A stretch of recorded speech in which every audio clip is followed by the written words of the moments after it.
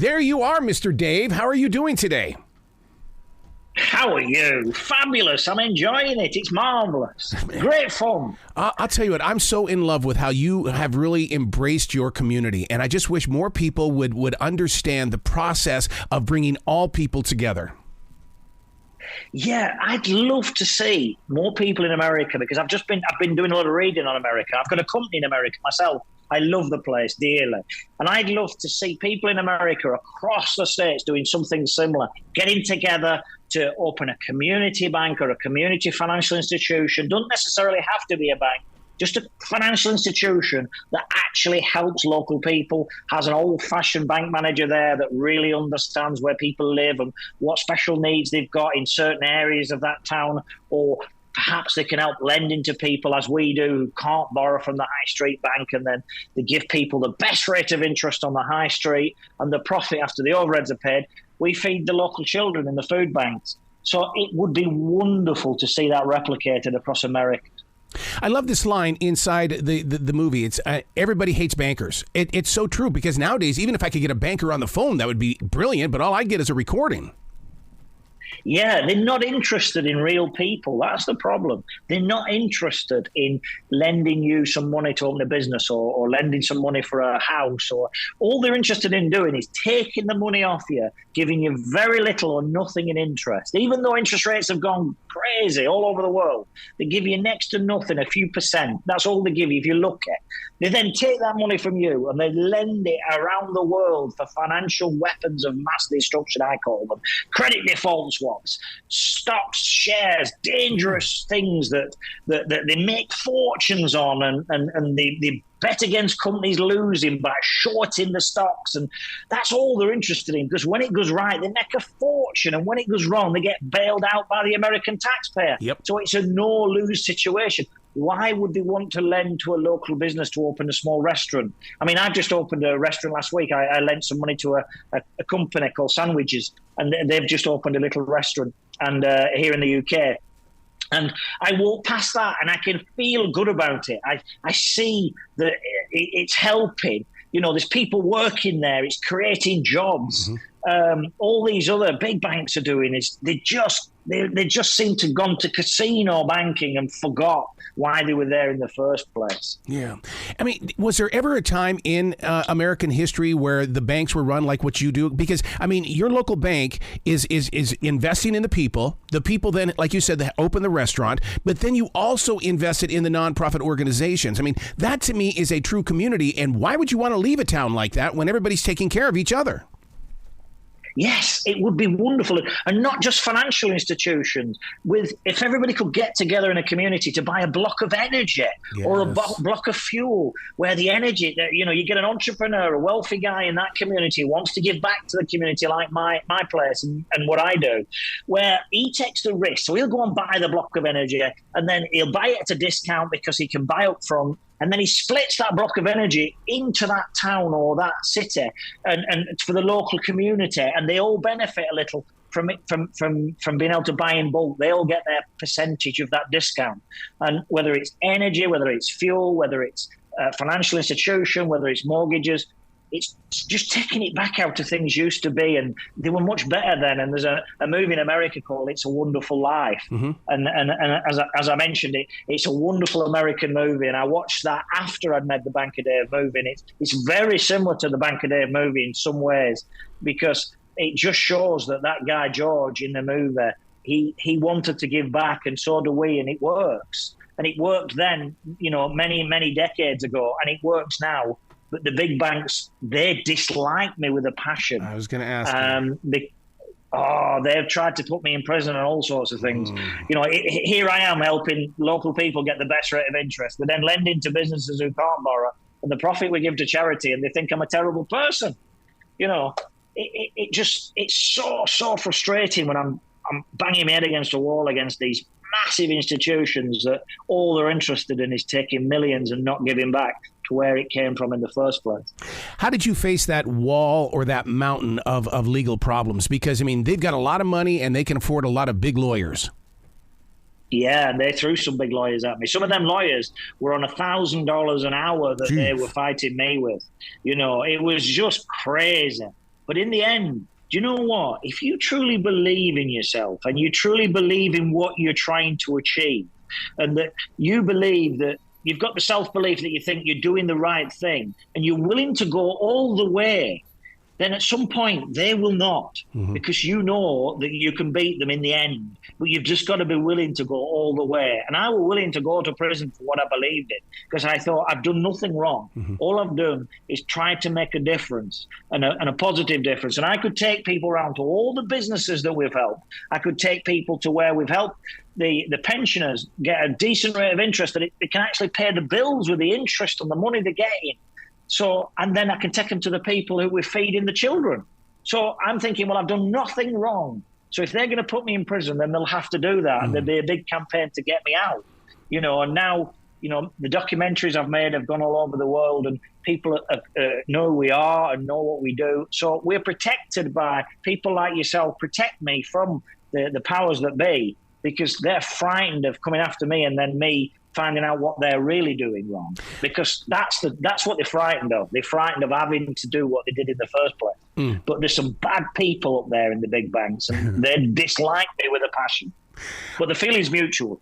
I can so relate with this story only because I'm in North Carolina, and we have a lot of mill towns that have pretty much just become ghost towns. And now to learn that another section of this nation, a mill town, is going to lose Tyson. And it's like, Tyson, how do you lose Tyson? But your story is the same thing. It was a mill town that was in trouble. Here you came and you said, we can rebuild this. So it's such a modern story that we can all learn from. Yeah. It's. I come from a mill town. That was Burnley, and my dad worked in the mill. My dad worked as a farm labourer in the morning from 6 till 2, and then he'd walk down to the local mill and he'd work 2 till 10 shift, which is the afternoon shift, into the night at the local mill. He always had 2 jobs all his life. And my mum was a weaver in the local mill, making the cotton. And my dad always worked 7 days a week.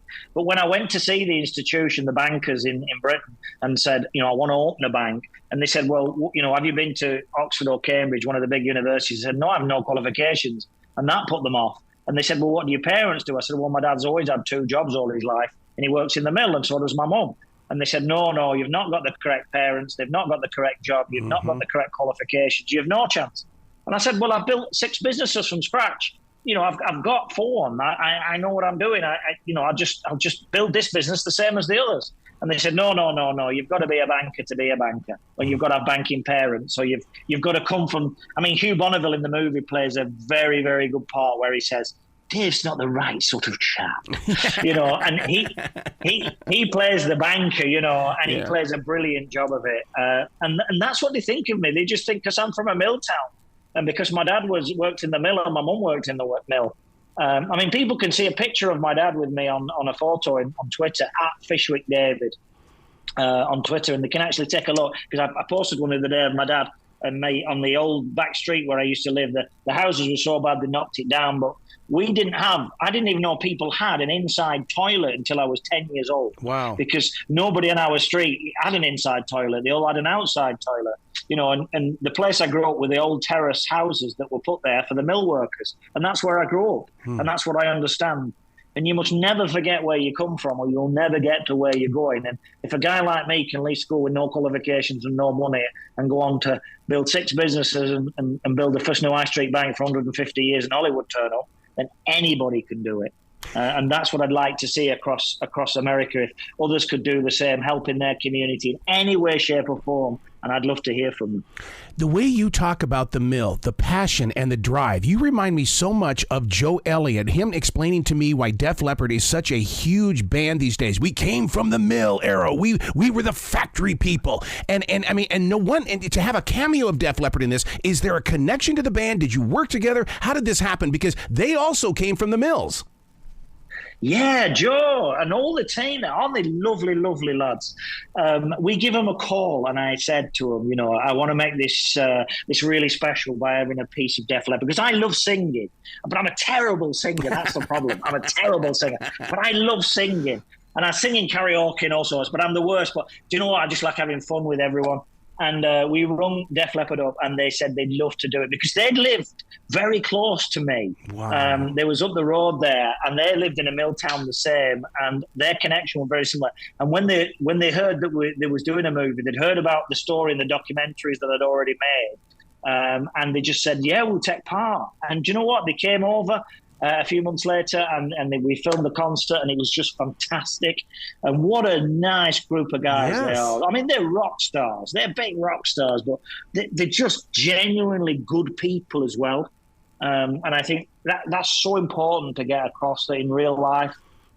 When they turned up on the day of the filming, and we were just having the crack with them, and just a real genuine bunch of guys, and the manager and everybody were just fantastic. When you put this bank together, I realized that you wanted to build your own bank. You didn't want to be like the institutionalized banks. How did you hire your employees? Did they have to have a banking background, or did you hire just regular everyday people that you helped shape? Well, when you got a financial institution, some people that you hire have to have a certain amount of qualifications, but you can find good people, really good people who want change. My right-hand man is a guy called David Henshaw, David Age, and he's been in banking since he was 16 years old on the front of the till of a big bank in the UK. He's now in his 70s, and he's the old-fashioned bank manager that looks at people as people. He looks at people as real people, and he does what they call manually underwriting, and he's taught the team how to manually underwrite, which is an old skill that's been forgotten about. And what manual underwriting is when he looks at people, he looks at the bills, he looks at maybe they've had a problem in the past, maybe they've not been able to pay some bills, maybe they've got divorced, maybe they've lost a job for a while, but they've got over it now, and they're building their life again. And he's taught my team how to look at people as people rather than a computer, because you've got this new artificial intelligence coming along, an AI they call it. Now, there's nothing wrong with normal intelligence. We don't need artificial stuff. How can a computer 300 miles away make a decision about somebody in a local town where they don't even know where they live, they don't know what they do, they don't know what the situation is? You can't have that, where the Bank of Dave has been taught by David Henshaw, and David goes every day and keeps his eye on the whole place. And we have all these fancy computers there, but he also, every night, he makes sure that they all write it down in a pad, what they've done that day. And the pad will never crash, he says. Doesn't matter about the computer, but the pad will never crash. And he loads the pad into the safe at the end of every night. And even though the computer's backing it up and it's all in the cloud and everything, David H. has got it on the pad. And some of the old-fashioned methods, they are still the best way. What was it like to see your story up on that screen, or to have it being played back for you? Because, I mean, you've lived this story, and now you're reliving it again through moving pictures. Yeah, it is. I mean, it really is strange to see somebody play you, but Rory Kinnear, the guy that plays me, I mean, he looks more like me than I do. And the first time I met him, I remember he knocked on my door, and I opened it at home, and he said, "Dave, meet Dave." And I thought, you'll do for me. And his father was such a wonderful actor as well. His father was Roy Kinnear, who played in some of the fantastic American movies. He's just a wonderful guy. And he really did a lot of homework to make sure he got my mannerisms right. And watching him on stage dance with Def Leppard and sing with Def Leppard on stage, it felt like I was there. Mm-hmm. I was stood in front of them watching it, and it was just, there were a feeling that went through me that if nothing ever happens in my life ever again, I've already peaked, you know. And I told Rory, because, Rory plays a big part in Bond in all the Bond movies as Tanner. And I said to him, look, from Bond to Burnley, you've now peaked. And everybody's going to shout at the telly now when they see him in Bond. They'll say, Dave's in Bond, you know. So I told him he's peaked. But you've also got Joel Fry from the Game of Thrones. You've got Hugh Bonneville from everything. He's just wonderful. You've got Phoebe Denover from Bridgerton. She was the lead actress in Bridgerton. You've got Paul Kay. It's just a cast full of really interesting people. You've got Jo Hartley, who plays my wife, from the new Ricky Gervais big hit. It's just, it really was a dream watching it being made. And the guy that wrote the script is a guy called Piers Ashworth, who actually writes Mission Impossible for Tom Cruise. Oh, wow. So it's got a lot of big names, but it's a very small town, is Burnley. It's got a lot of problems. but it's a lovely town full of real people, and it's a mill town that's trying to make a living in this era where they're just shutting mills down, and we're doing something different where we're opening things and we're making a difference. And if we can do it, then anybody can. It'd be lovely to see some mill towns across the world and across America do the same. When you talk about that, it's a small town, a mill town that's having some problems. I can't imagine how many nights that you wake up and that sense of fear, but then you calm yourself down going, we've got this.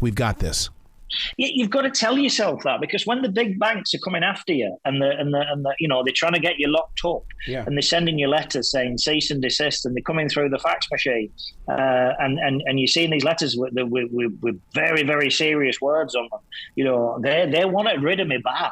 They still want rid of me. Wow. But people like yourself keep me protected, because the more media attention that we get and the more support we have from the public across the world, the more that protects me, because then the politicians then get behind me. And recently, Rishi Sunak, the Prime Minister of the UK, stood up in Parliament, and people can see this on my Twitter. If they go on my Twitter, @FishwickDavid, and go on the link there, they can watch some of the videos. And if they go down to where it says Prime Minister's questions, Rishi Sunak stands up there in Parliament and said it's towards Dave Fishwick's model we should move.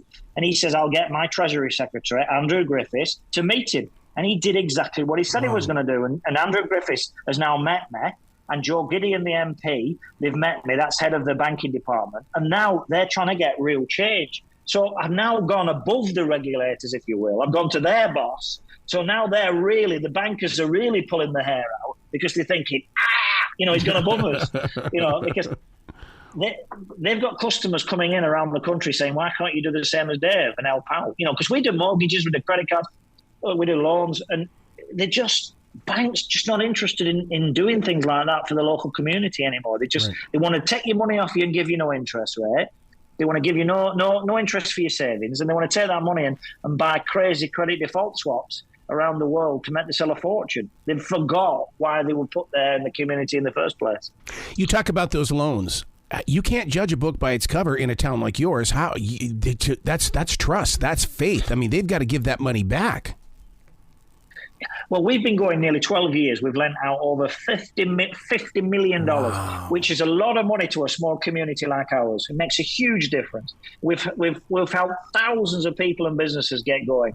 We've got less than 4% bad debt, and we only lend to people who can't borrow from the high street bank. Right. So if we can do it in a really, Burnley's a tough place to live. It's just like some of the places in America, in the mill towns there, where the mills have closed and they've not had the support that they need because of the industries just dying off. So if you lend money to the people, and they've got the heart for it, they'll open other industries in that area, which is what's happened in Burnley, and that could be replicated, and it would be wonderful to see it replicated in America. And I'd love to hear on your show from any of your listeners that perhaps would like to do something similar, or would like to tell me about something that they're involved in. That'd be great, because when we come out to America, it'd be good to come on your show live and maybe chat to one or two of these people. Yeah. You're going to think I'm weird, but I'm a daily writer. I've been doing it since July of 1994. You've got a pen in your hand. You've had a pen the entire time. I got to see that pen. Is it a ballpoint? What is it? It's just it's a Sharpie. Yeah. Well, I'm always interested in what other people use as that tool to get inside that mind, body, and soul. Yeah, it's important, because I'm the business doctor in the Mail Online, which is the biggest digital newspaper in the world, and people write to me with their business problems, and I because I built 6 businesses from scratch in all different eras, in all different genres, and if a lad like me with no qualifications can do it, because I don't always agree with young people going to business studies, because they're getting taught sometimes by teachers that never actually run a business, and they're getting $30,000, $40,000, $50,000 in debt to be able to go to a university and learn this, where, I think sometimes you can go out there and have a go and save yourself a $50,000 debt. I would love to see, more businesses open, more young people getting going, and especially if they're going to stay in the community and help build it. Yeah. You got to come back to this show anytime in the future, Dave. The door is always going to be open for you. Thank you so much. It's been a real pleasure talking to you. Well, you be brilliant today, okay? I'll try my very best. Thank you, guys. Keep writing. Yes, sir. You too.